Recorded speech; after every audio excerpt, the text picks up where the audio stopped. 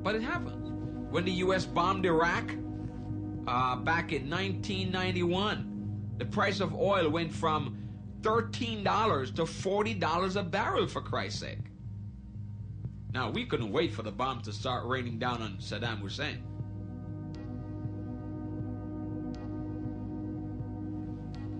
We were all excited. We wanted Saddam to really create problems. Do whatever you have to do. Set fire to some more oil wells because the price is going to go higher. Every broker was chanting that. There was not a broker that I know of that wasn't excited about that. This was a disaster. This was something that was, catastrophe happening, bombing, wars.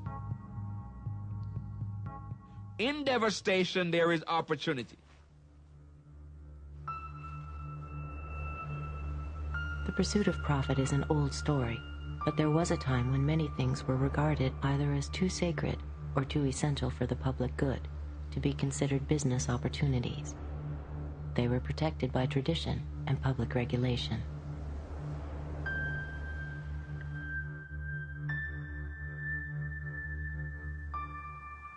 We can really begin to take a look at the emergence of the modern age with the enclosure movements of the great European commons in the 14th, 15th, and 16th century.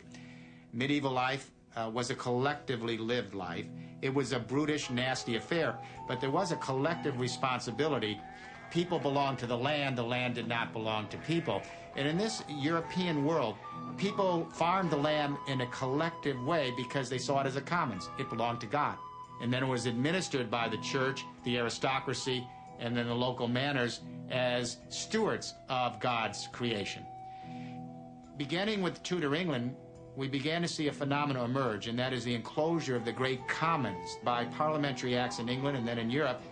And so first we began to take the great land masses of the world, which were commons and shared, and we reduced those to private property.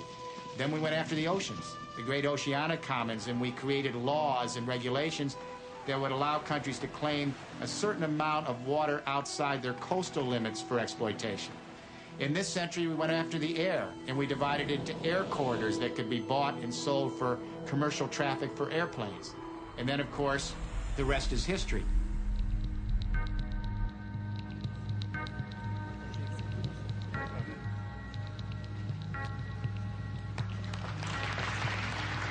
With deregulation, privatization, free trade, what we're seeing is yet another enclosure and, if you like, private taking of the commons.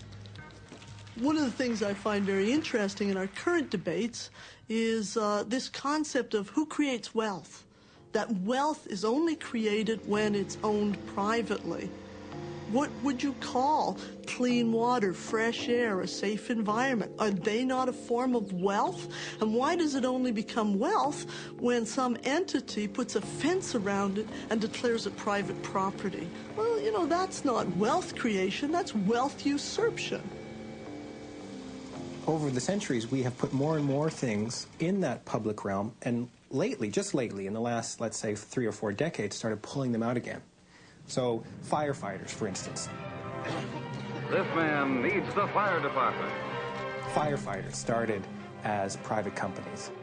Yes, and lots of other people needs the fire department, too.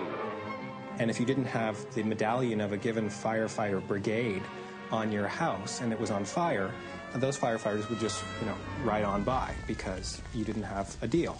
Well, we gradually evolved a public trust for the provision of safety on that very specific level. This is important. We should not go back from that and start saying, well, why don't we put that back in the market and see what that does? Maybe it'll make it more efficient.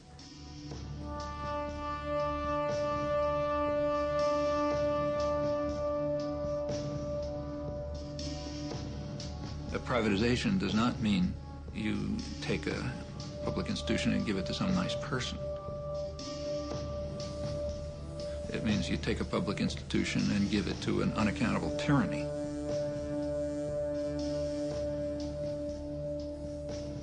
Public institutions have many side benefits. For one thing, they may purposely run at a loss. They're not out for profit. they may purposely run at a loss because of the side benefits. So, for example, if a public steel industry runs at a loss, it's providing cheap steel to other industries. Maybe that's a good thing. Public institutions can have a countercyclic property. So that means that they can maintain employment in periods of recession, which increases demand, which helps you get out of a recession. A private company can't do that. In a recession, throw out the workforce. That's the way you make money. There are those who intend that one day everything will be owned by somebody. And we're not just talking goods here. We're talking human rights, human services, essential services for life, education, public health, social assistance, pensions, housing. We're also talking about the survival of the planet, the areas that we believe must be maintained in the commons or under common control, or we will collectively die. Water and air. Even in the case of air, there's been some progress.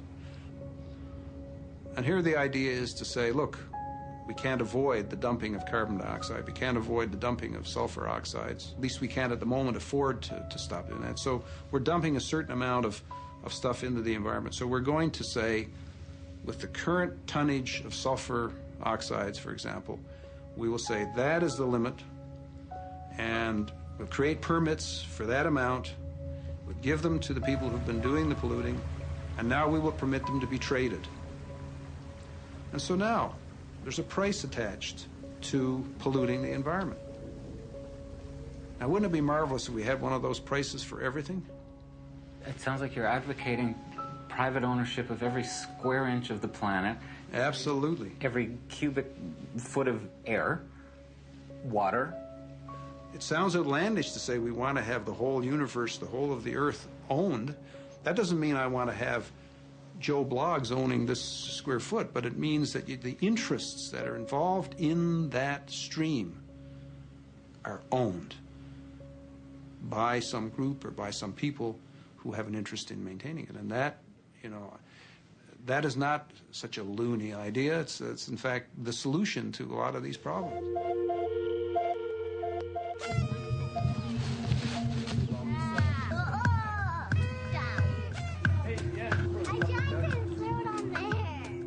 Imagine a world in which one of the things owned by a corporation was the song Happy Birthday. In fact, an AOL Time Warner subsidiary holds the copyright.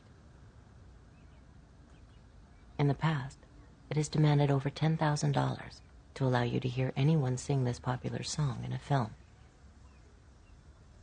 We didn't pay. We preferred to use the money to fly our crew to Boston and Los Angeles to bring you the following story. 5, 4, 3, 2, 1. Off into space. Man, that takes real teamwork. And here's a team of junior spacemen with an out-of-this-world breakfast. Comparing the marketing of yesteryear to the marketing of today is like comparing a BB gun to a smart bomb. It's not the same as when I was a kid, or even when the people who are young adults today were kids. It's much more sophisticated and it's much more pervasive. It's not that products themselves are bad or good. It's the notion of manipulating children into buying the products. In 1998, Western International Media, Century City, and Lieberman Research Worldwide conducted a study on nagging. We asked parents to keep a diary for 3 weeks and to record every time, you could imagine, every time their child nagged them for a product. We asked them to record when, where, and why. This study was not to help parents cope with nagging.